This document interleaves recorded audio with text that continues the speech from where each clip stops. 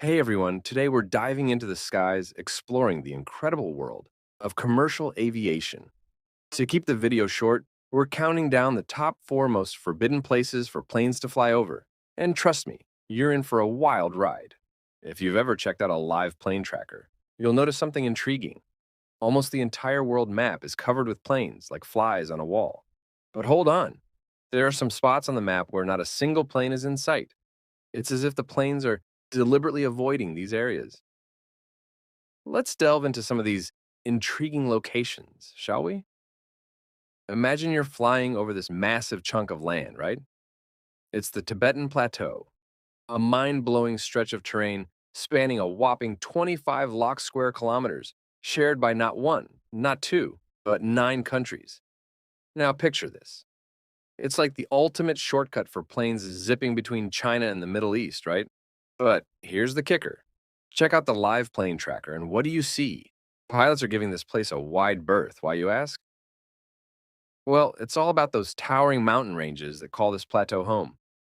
They start in China, wind their way through Nepal and Bhutan, and end up in Afghanistan.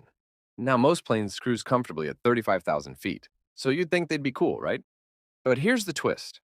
Imagine you're up there, cruising along, and suddenly, boom, cabin pressure drops or the engines decide to take a nap.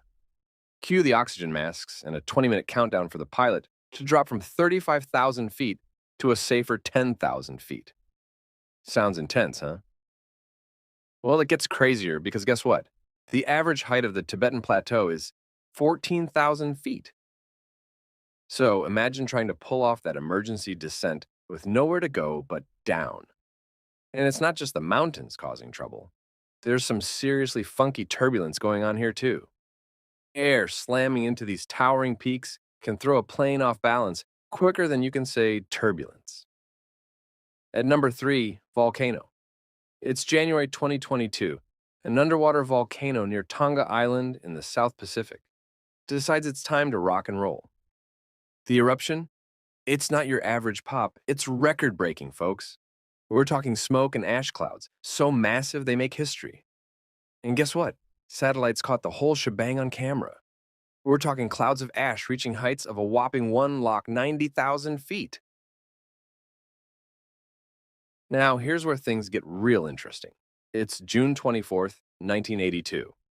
Picture this, a flight from London to New Zealand, cruising along, minding its own business.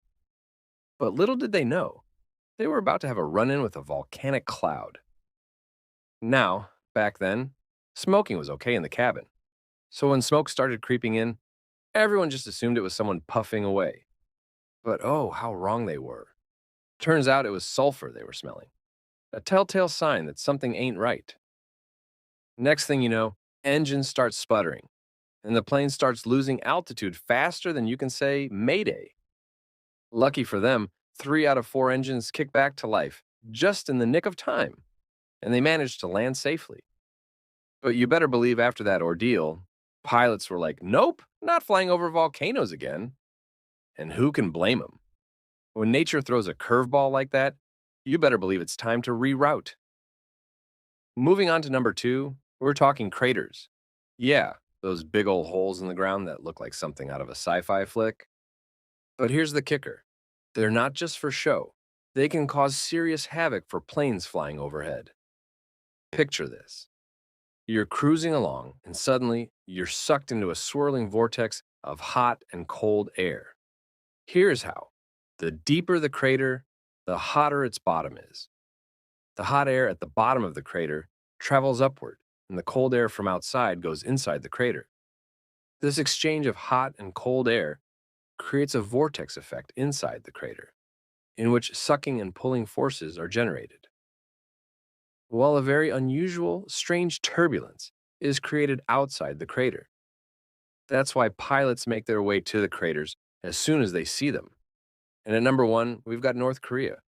North Korea is the only country in the world whose airspace is considered the most dangerous, because here the North Korean military launches missiles anywhere and anytime without warning. Not only in North Korea, but they also often fire missiles in the Japanese Ocean. Normally, in such a situation, announcements are made several days in advance.